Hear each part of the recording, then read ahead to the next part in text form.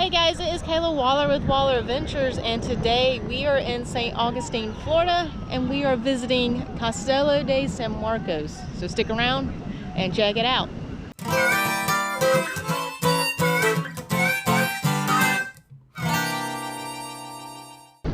All right, so to give you kind of a point of where we are in St. Augustine, that section right there is St. George Street.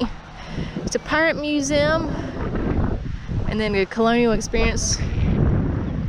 There's the bridge over there. It takes you to St. Augustine Beach. You can see the lighthouse.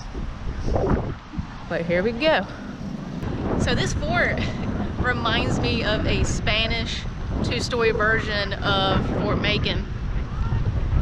So yeah, it's really cool. I love this fort. So this fort is haunted. Me and camera operator Jen took a ghost tour a couple years ago, maybe 3 years ago, and it took us all around here, like all along the trail and everything. And we took some pictures as we walk around. We got some orbs, so I'll put those pictures in the video.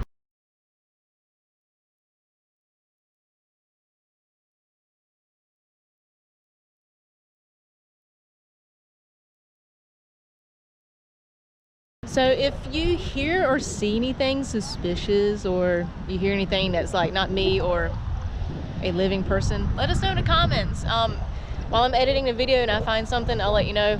But who knows, we may or may not find anything.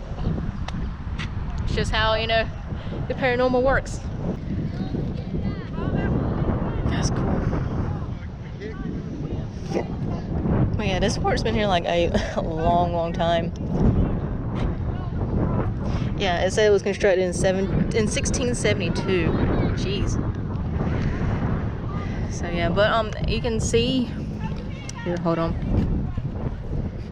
So you can see the fort is made of that coquina that I mentioned in the Fountain of Youth video.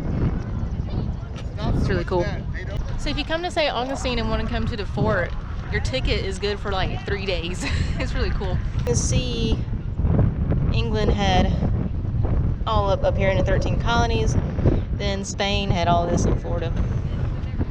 Alright, so we're getting ready to go in the fort. So as I am getting the ticket, check out this drone footage of the fort.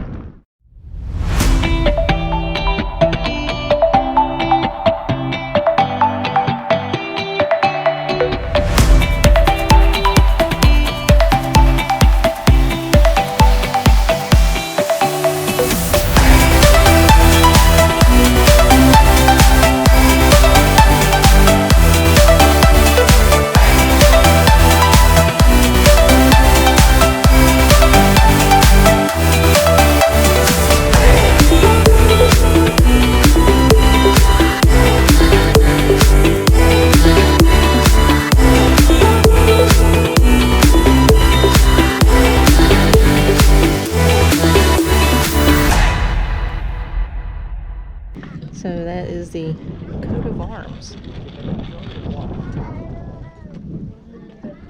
The Spanish coat of arms. Let me rephrase that.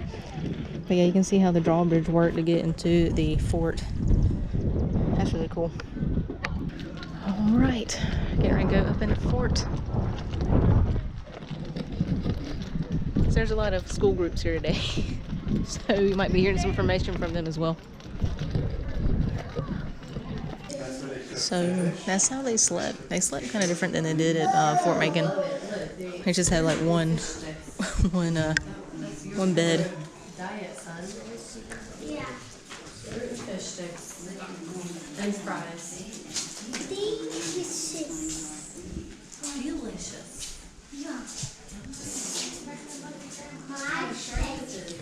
Places for their guns. Got a little table to eat off of.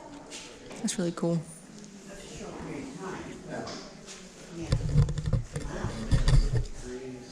Honestly, I'd rather be here than Fort Macon. It's a little nicer.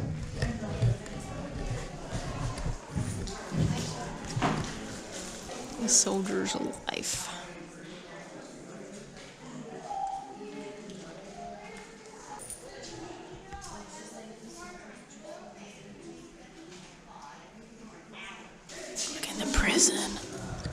Ooh. Dang on. Imagine like getting in trouble and having to live, or they throw you in here in prison. Yikes. So that prison actually acted as a jail for the town. Oof.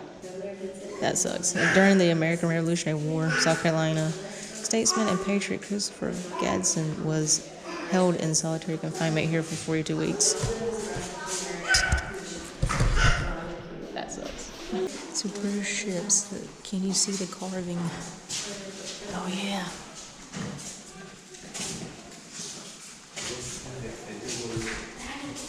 Wow.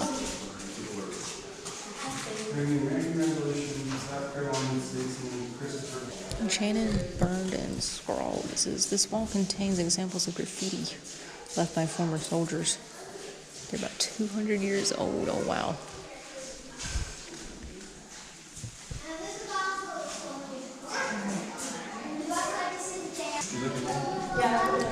So apparently someone has carved a Spanish message into the wall. You can kind of see it up there.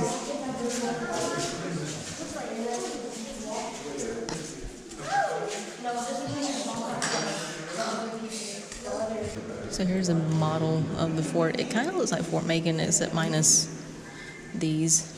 But the inside looks like Fort Macon except Fort Macon has 3 stairs. This one only has 1. There's a live pigeon. He's not animatronic. You can see the construction. That's how they did it. That's cool. So that is the Spanish coat of arms. That's the door to the fort. It's pretty big. You can see it has carvings in it too.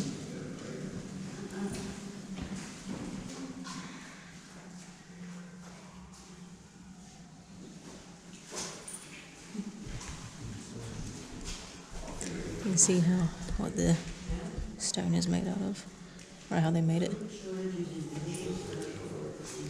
Kind of shows you the process. That's really cool.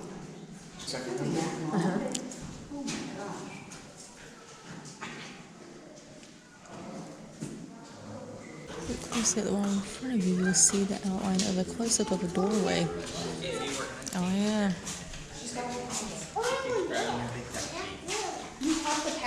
Yeah. As needs changed over time, the Castillo's casemates were rebuilt. We've talked about this guy before, Pedro Mendez. We talked about him at the shrine, the National Shrine Museum.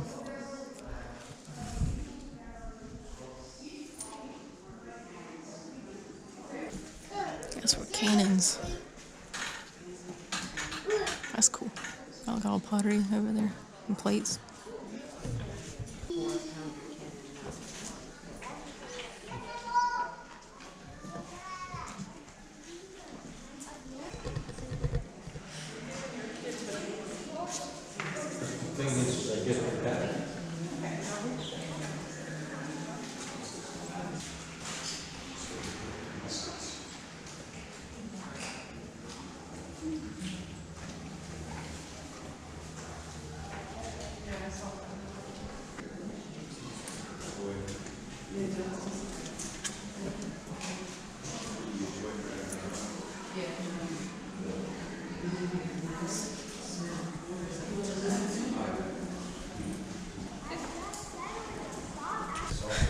Close quarters. So this is a replica of British air bunk. So would have slept over 4 soldiers, 2 on top, 2 on the bottom. These 4 men were considered messmates.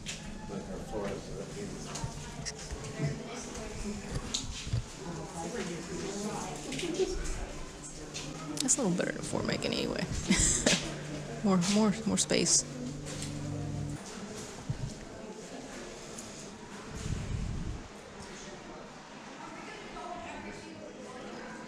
Says, what does this wall tell us? Behind the glass, there are remains of a plastered holy water font. The fonts are not the only parts of the chapel to show the signs of age. From the courtyard, you may have seen an ornated doorway. This door frame is a replica. So you see that? That means we were in the chapel. Pictures of what it would look like.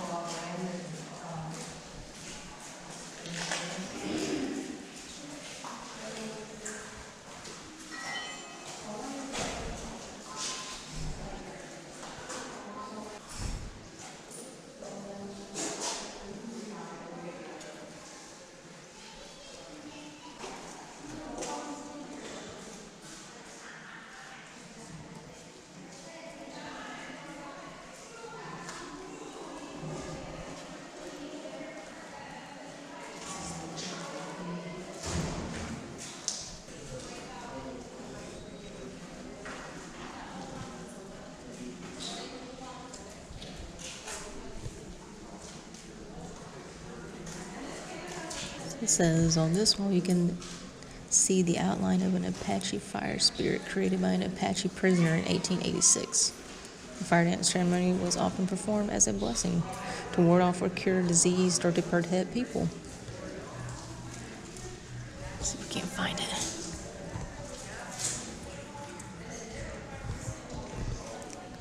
Yeah, you can see there's his head, his eyes, and his nose. There's a head.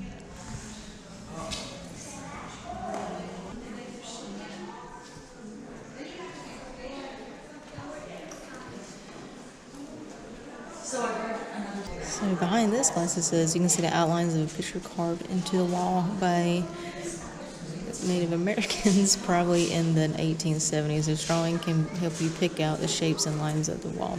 So it should look like that. If you can find it. There's one shape right there.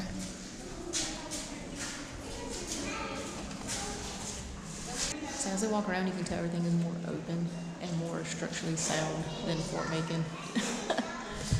I mean, you can see in the walls, you can see the beams that are holding the fort up. The walls are covered with plaster, followed by a coat of bright whitewash. This made the ideal surface for soldiers and prisoners to draw and carve on. That's why we've seen a lot of carvings.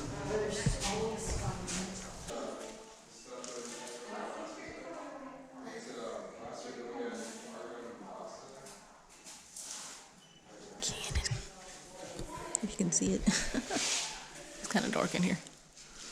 Oh, you can see the different shots they shot out of the cannons. That one would hurt. That one would suck. So this tiny room is the powder room.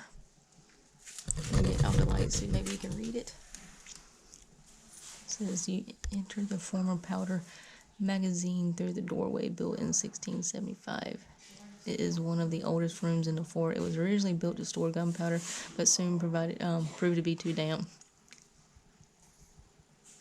It was used as a trash pit and then sealed closed, and then was reopened 100 years later. I found a whole bunch of stuff in here. That's cool. Wow.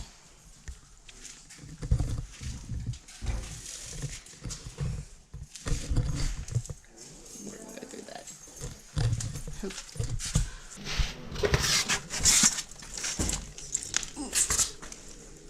Oof. I'm too old for that. Wow. It's a pretty dark room.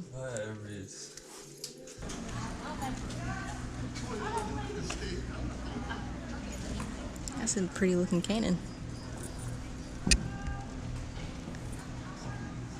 Oh, look at that. Big gun on that. That's really cool. That's a big gun.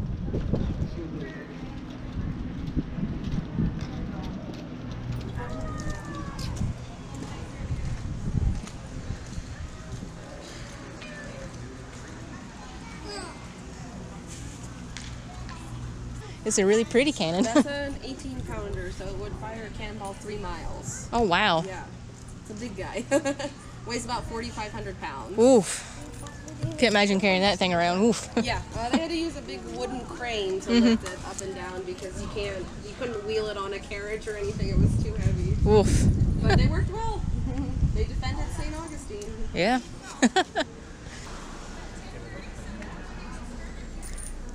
That's pretty intense.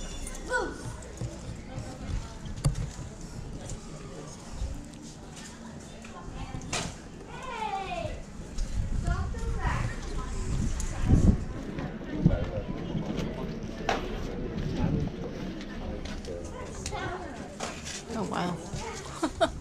Yeah, this reminds me of Fort Macon, too. I think they're doing a demonstration down there. Look at the water. The cannons down there. Got a school group down there. There's another furnace for like a cannon, or to make cannonballs and stuff, or like heat the cannonballs up. So if you see along the side of the fort, right there, you see all those holes in there?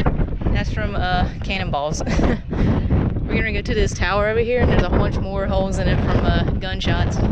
But you can see the rings in the sand, like right here. It's kind of the same mechanism that they used at Fort Macon.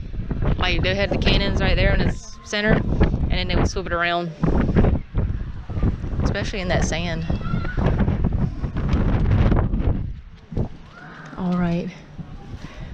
So you see all these holes in this tower.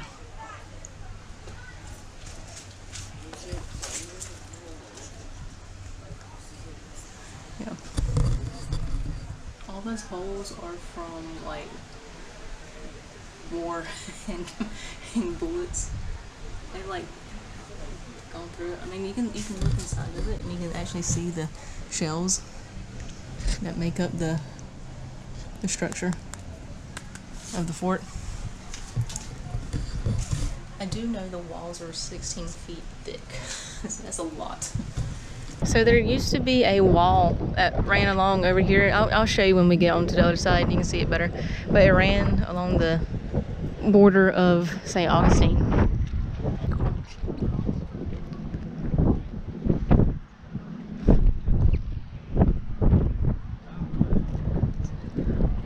That's a little cannon.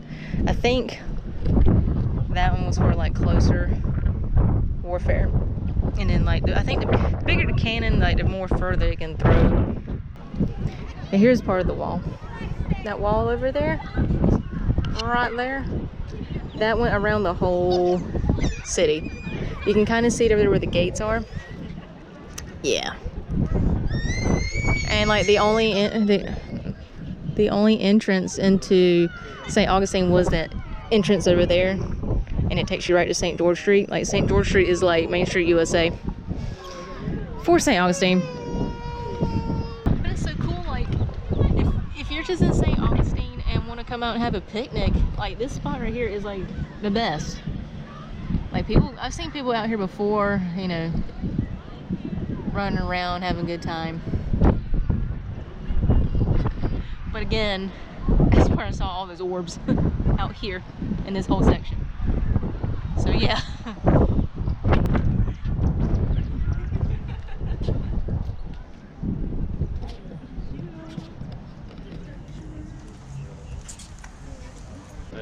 So yeah, this kind of explains what I was talking about a second ago.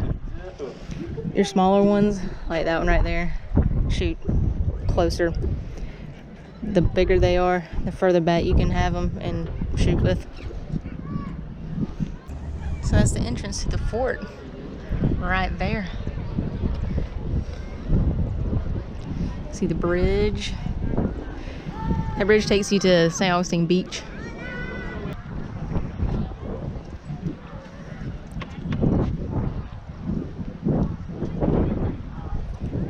So we're going to walk around the fort a little bit. It's a little windy, so hopefully you can hear me. Multi-use mode. It smells and sounds like a farmyard.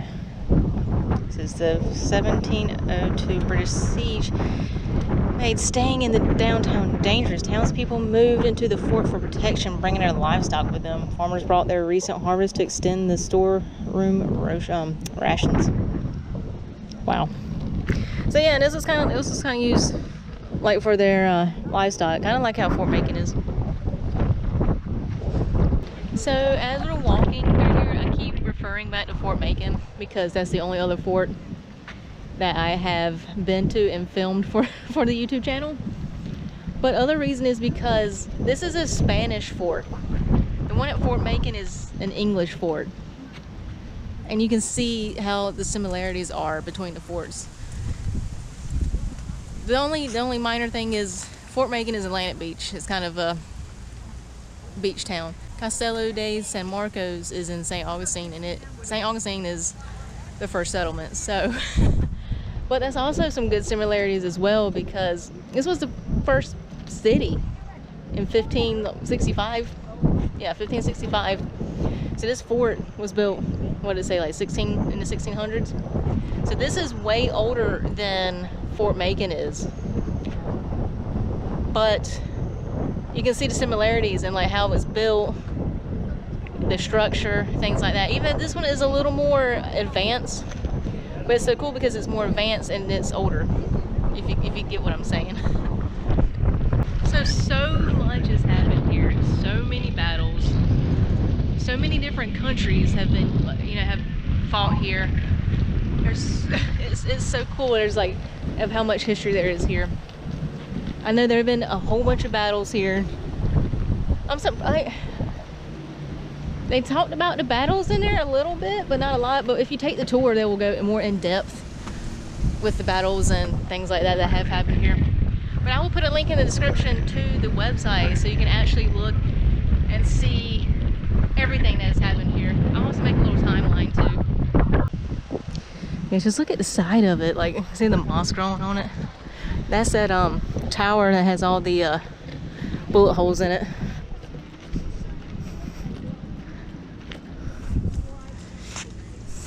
You can kind of see like the gutter, like where the moss is growing. That's where the water has run down.